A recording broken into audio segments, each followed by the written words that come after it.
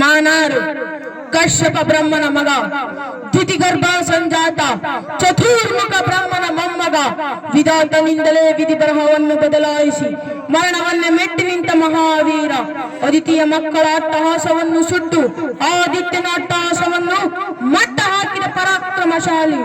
ಅಡಿ ಇಟ್ಟರೆ ಬೆರೆಯುವುದು ಭೂಮಿ, ತಲೆ ಎತ್ತೊಡೆ ಬೆಚ್ಚುವುದು ಬಾನು, ಕೈ ಎತ್ತೊಡೆ ನಡುಗುವುದು ಸೃಷ್ಟಿ.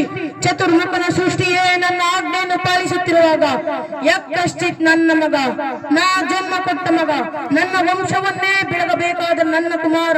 ನನ್ನ ಆಶಾ ಜ್ಯೋತಿಯಿಂದಲೇ ಇಂದು ನನ್ನ ಮನಸ್ಸಿಗೆ ನೆಮ್ಮದಿ ಇಲ್ಲ ಎಂದರೆ ಛೀ, ಇದೊಂದು ಜನ್ಮವೇ? ಇದೊಂದು ಎಂತಹ ದುರ್ವಿಧಿ, ಇದಂತಹ ದುರ್ವಿಧಿ. ನಾನೇ ಸರ್ವಶ್ರೇಷ್ಠನೆಂದುಕೊಂಡರೆ ಅದಾವ ಶಕ್ತಿ ನನಗೆದುರು ನಿಂತು ಕಾಡುತ್ತಿದೆ. ಅದ್ಯಾವ ಶಕ್ತಿ ಪುತ್ರನನ್ನೇ ಶತ್ರುವನ್ನಾಗಿ ಮಾಡಿದೆ? ಅದಾವ ಶಕ್ತಿ ಅವನಿಗೆ ನನ್ನ ಎದುರಿಸುವ ಧ್ಯೇಯ ಕೊಟ್ಟಿದೆ? ಅದಾವ ಶಕ್ತಿ ಅವನಿಗೆ ಸಾವು ಬರದಂತೆ ತಡೆಯಿದೆ? ಅದಾವ ಶಕ್ತಿ ನನ್ನ ಮುಖ ಭಂಗ ಮಾಡಿ ತಲೆ ತಗ್ಗಿಸುವಂತೆ ಮಾಡಿದೆ? ಅವನೇ, ಆ ದುಷ್ಟನೇ, ಆ ನನ್ನ ಕುಲವೈರಿಯಾದ ಹರಿಯ. ಇದಕ್ಕೆಲ್ಲ ಕಾರಣ ಎಳವೆಳವೋ ಹರಿ, ಕಪಟಿ, ವಂಚಕಿ.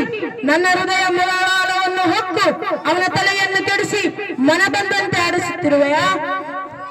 ಪರಮ ಪುರುಷೋತ್ತಮ ನೀನಾದರೆ, ನಿಜವಾದ ಗಂಡೆ ನೀನಾದರೆ ಬಾ, ಬಂದು ನನ್ನೆದುರು ನಿಲ್ಲು. ನಿನ್ನ ಉದರವನ್ನು ಬಗೆದು ನಿನ್ನ ಕರಳುಗಳನ್ನು ಮಾಲೆ ಹಾಕಿಕೊಳ್ಳದೇ ಇದ್ದರೆ ನಾನು ಹಿರಣ್ಯಕಶಿಪುವೇ ಅಲ್ಲ, ನಾನು ಹಿರಣ್ಯಕಶಿಪುವೇ ಅಲ್ಲ, ನಾನು ಹಿರಣ್ಯಕಶಿಪುವೇ ಅಲ್ಲ. ಧನ್ಯವಾದಗಳು.